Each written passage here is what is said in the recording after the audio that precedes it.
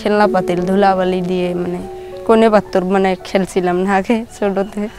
কোনে হয়েছিল কেউ, বর হয়েছিল কেউ, ওই সব খেলছিলাম। আমি বরে ছিলাম সবসময়। আমাদের এখানে একটা আম বাগিচা আছে, ওই আম বাগিচায় যে শুধু আম পেরে পেরে খেতাম, পেয়ারা আছে, লিচু আছে, এইগুলো করে বেড়াতাম।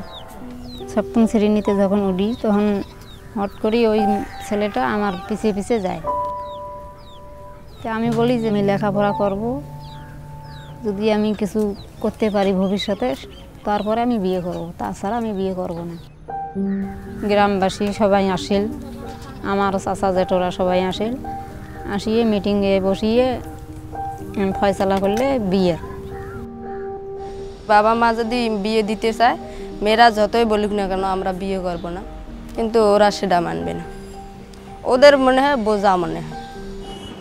বিয়ের দিন করে শাড়িটা গোলাপি ছিল আর পাটটা ছিল ই ধরনের, নীল ধরনের। পাটটা অনেক চওড়া ছিল। বাস্তবতা হলো আমাদের পরিবারেই নিরাপদ নয় অনেক নারী। নিজের ঘরে প্রতিনিয়ত সে শিকার হয় শারীরিক নির্যাতনের, সাথে চলে নানা ধরনের মানসিক নির্যাতন। এমনকি নিজের আয়ের উপরে তার নিয়ন্ত্রণ নেই। অর্জিত অর্থের জন্য চাপ দেওয়া হয় বিভিন্নভাবে। নিজ পরিবারে যৌন নির্যাতনের শিকার হওয়াও বিরল ঘটনা নয়।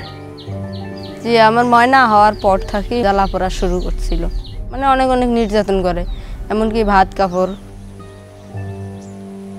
ওই সকালে খাওয়া লাগবে আর সারাদিনে কোনো খাওয়া নেই, রাইতেও কোনো দিন রাইতেও খাইতে দেয় না। আর ছোটো ছেলেটা তো দুধ খায়, যে দুধ খায় ওই দুধেই এর পেট ভরে না। আমার খাওয়া নাই, দুধ পাবি কোথার থেকে? তখন আমি নিজে নিজে দোষ মনে করি। শুধু ওই ছেলেটার মুখের দিকটা আর একটা বাচ্চা ছিল, সেই জন্য এত কষ্ট করেছিলাম। আসলে নারী কথা শুনে কথা বলে না। আমি জন্মেই দেখেছি আমার মা মার খায়। আমরা আসলে যেভাবে বড় হয়ে উঠি সেই জায়গা থেকে চিন্তা করতে পারি না নারীরা যে পারিবারিক সহিংসতা একটি অপরাধ। ঘরে কাঠ ছিল, কাঠ দিয়ে মাছ শুরু করেছে। মাছ শুরু করে তারপরে আমি যেন কিরকম হয়ে গেছি, ওর বাড়ির চাপা দিয়েছে, মুখে বালিশ ধরেছে। আমি এরকম রকম করতে করতে অজ্ঞান হয়ে গেছি, কিছু জানি না। তো আমার শাশুড়ির কাছে কি যে গলায় দড়ি দিয়ে ঝুলোইতো।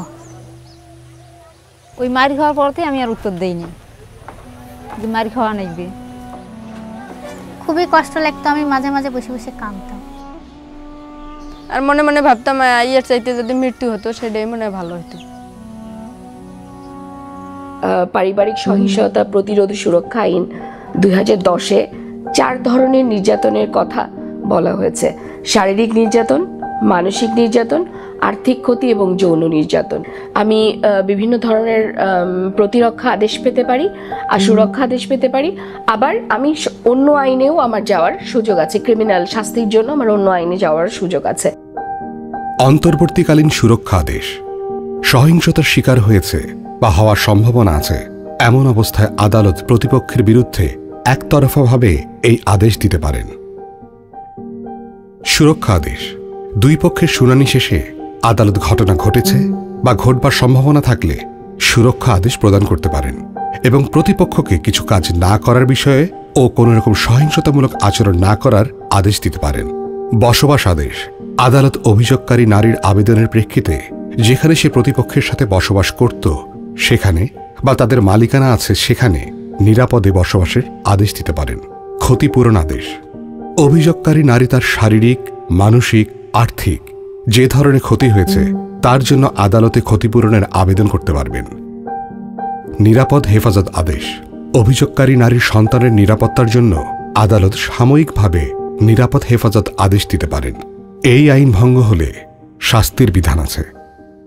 ডোমেস্টিক ভায়োলেন্স ল যে হয়েছে নতুন, এটা আইন হয়েছে, কিন্তু নারীর সার্বিক অধিকার রক্ষার জন্য আইনই একমাত্র সমাধানের জায়গা না। এর জন্য নারীকেই অনেক বেশি যুদ্ধ করতে হবে তার অধিকারের জন্য, তার সম্মানের জন্য, তার ন্যায্য প্রাপ্তির জন্য।